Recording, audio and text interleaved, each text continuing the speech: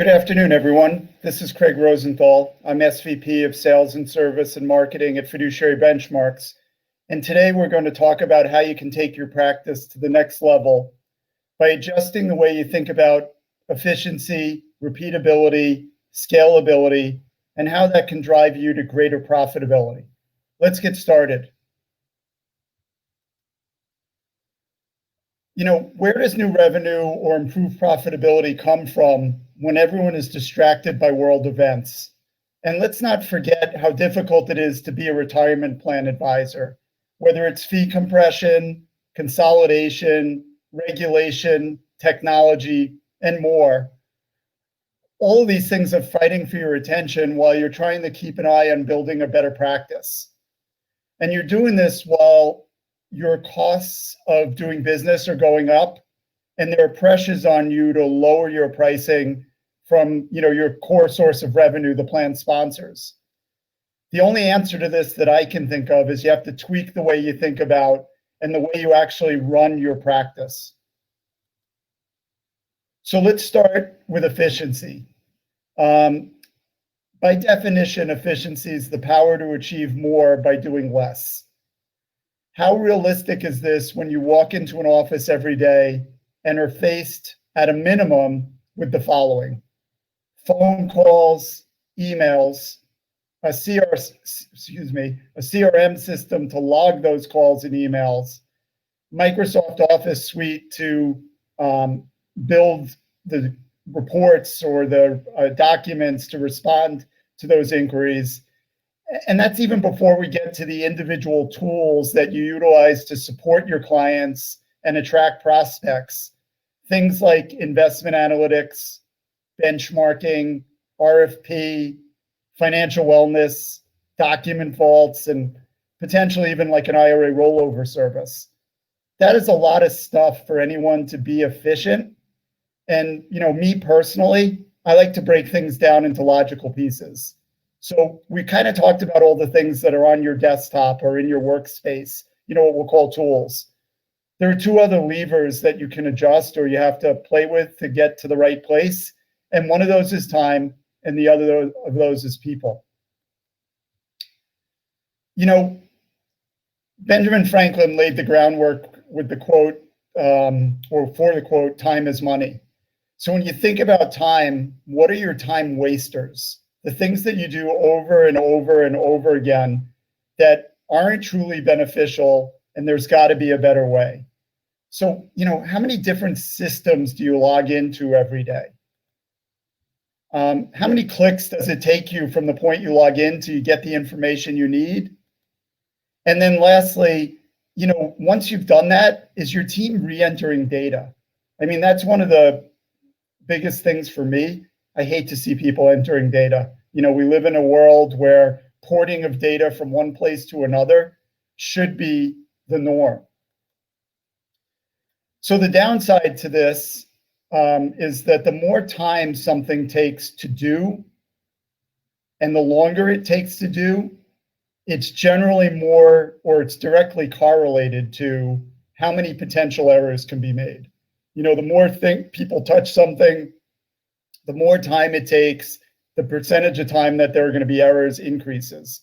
And this cocktail of more time and more errors always leads to higher cost and always leads to lower profitability. This isn't a great story, but it's true. And we talked a little bit about time and how it's a challenge. We're going to talk more about people as we get to scalability. So, sorry, just lost my screen. There we go. Oops, hold on. I will get this working. Okay. So, we all make our jokes, right, about Ford, fix or repair daily. But Henry Ford was kind of onto something in 1913 when he rolled out the first moving assembly line. The more you repeat something, the better you become at it. The better you become at it, the more likely that you're becoming more efficient. And the more efficient you become, the more potential you have to be profitable. So if you apply this logic across a base of plans, adding more plans to the mix only becomes easier, And you could do so at little to no extra cost because you have these repeatable processes. And, we're taking this right now from the challenge perspective. Like, what are the challenges? In a couple of minutes, we're going to transition over to how to solve for these things. And I think that's where it really gets interesting. So scalability is kind of the next place that you kind of want to put your hat on and really think about this. There's this thing called Brooks Law. It's kind of a project management technology thing, but it basically says the more manpower you add to a late project, the later it's going to become. And if you took and translated what Fred Brooks said, you'd kind of say you can't throw people at problems. It's just not going to fix it or make it better. So the question becomes, how do you scale your practice without adding people? And, we talked a little bit about efficiency, and we've talked a little bit about repeatability, but let's kind of look at a relevant example of scale to make this picture a little bit more vivid, right? I always relate better to things when they apply to me. So let's look at like a real retirement plan advisor scenario. So let's say you're trying to create an annual plan review, and it typically takes you 25 hours to create that annual plan review. And let's just say your fee is $2,500. That, roughly equates out to an hourly rate of $100. And if you can, through repeatability, efficiency, some tinkering with scale, take 15 hours off that same annual review is now, generating $250 an hour for you. And in addition to that, you've got 15 more hours that you can apply to other work, or better yet, apply to more or different clients. So this concept of scale is not really necessarily one of adding people. It's one of creating the ability to do more work with the people you have through efficiency and repeatability. And that's the way I like to think about it. And when we sit down and design things, that's kind of where we're going. That's a really nice animation there, the curtain thing. Love that. So no secret here. If you take the combination of fee compression, which is, I won't say it's rampant through the industry, but it's definitely a trend and a pressure.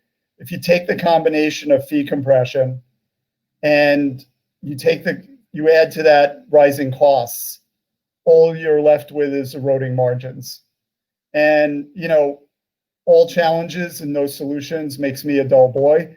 So what we've got to do now is we got to get to the good stuff and start solving the problems. So I'm going to transition now from challenges to solutions.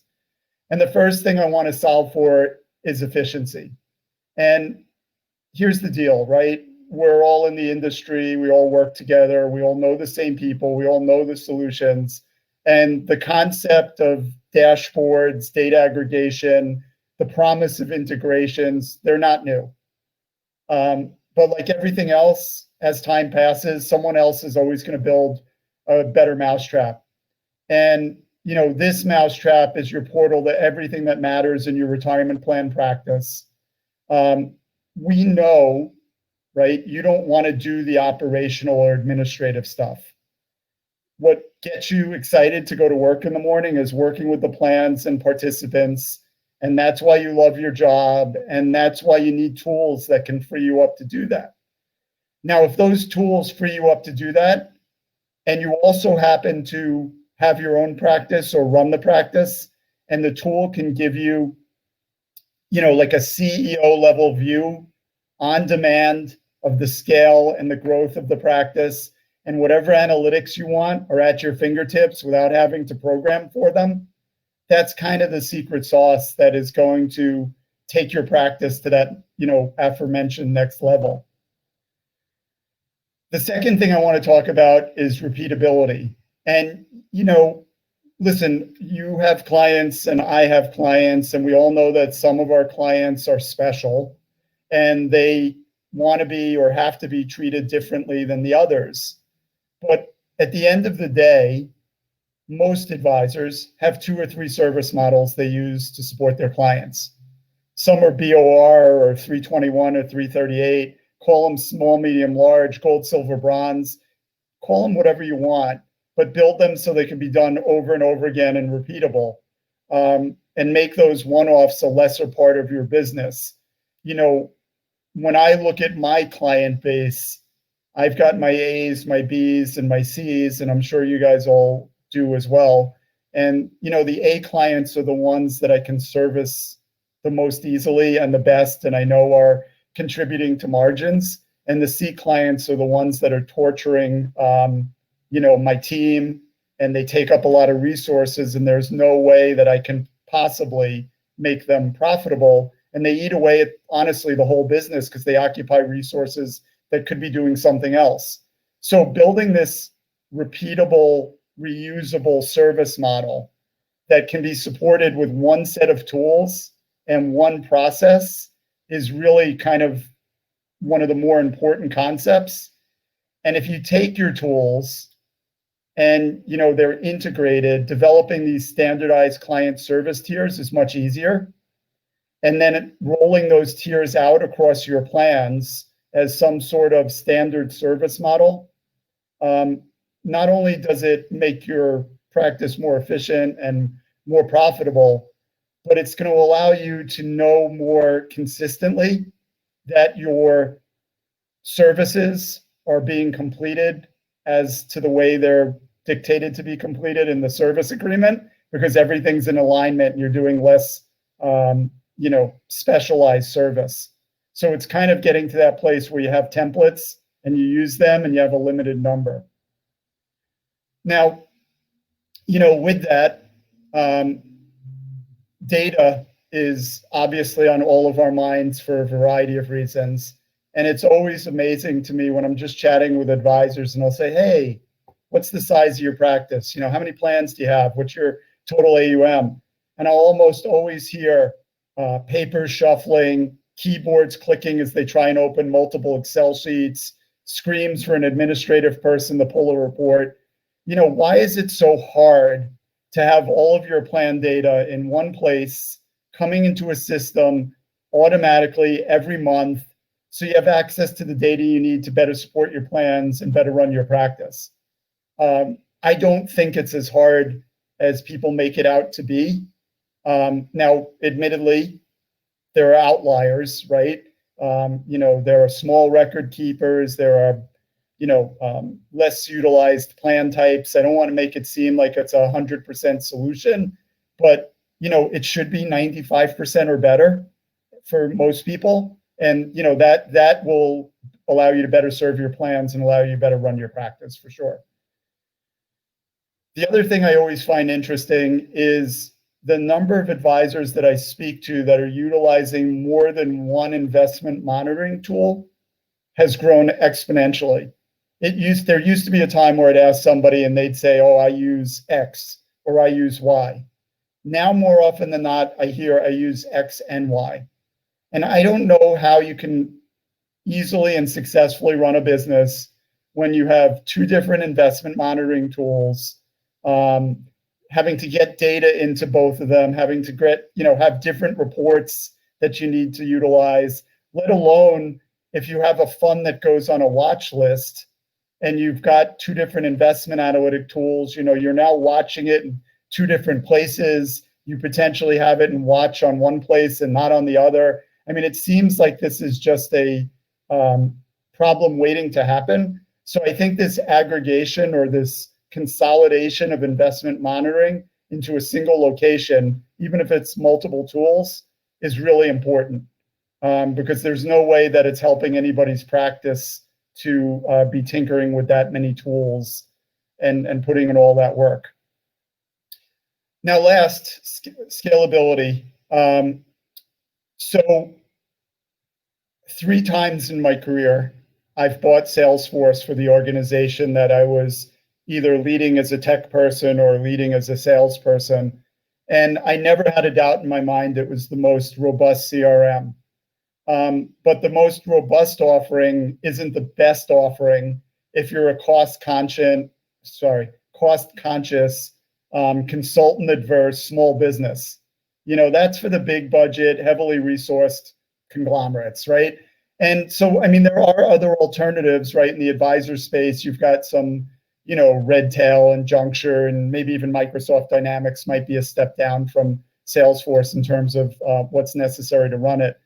But wouldn't it be nice to have something that was retirement plan specific and it was scaled down so that it did what you needed it to do, and it not only gave you the basic ability to store contacts and so forth, but it gave you the ability to automate tasks and workflow, because that's where scale is going to come in. The more automation you have, the more easy it is, or the better it is to scale, because you're going to be able to do more with less or more with the same. Either one's a winning position to be in. So getting away from these huge systems that aren't focused on what you do on a daily basis is something that I'm really focused on, is helping my clients improve their practice. So this is it, right? We believe that the steps you need to follow to build a next level practice: get all of your data and all of your tools in one place, and then wrap them in automating workflows. Now, I think if you do that, the next thing that's going to happen is you're going to be able to run your practice more efficiently. You're going to be able to run it more repeatably. You're going to be able to have greater scale. And more importantly, I think, it'll have an impact on your bottom line and make you more profitable. Now, I avoided it all this time because I'm not really doing an overt sales pitch, but let me, introduce you to what we built to solve for these issues. This is FBI's business management dashboard, and it does everything that I just talked to you about for the last almost 30 minutes. And, we believe that this is sort of the future, because this is the tool that sits on top of your other tools, makes it easier for you and makes things happen. So, if I want you to walk away with one thing at the end of this, I'm going to close with the concepts we talked about: the trickle down of efficiency to repeatability to scalability to profitability. That's universal, and it's going to work regardless of how you decide to pursue it. The important part is that you actually take these things away, think about them, figure out how you can implement them, and this way, you'll improve the way you're servicing your existing plans. You'll have capacity for more plans, and ultimately you'll be more profitable. That's the end game. That's the goal. That's where I'm stopping today. I want to thank you for your time and attention. Putting my contact information on the screen in case anybody wants more information, wants to see a demo, has any questions. I'm happy to address them as I can. Thank you very much.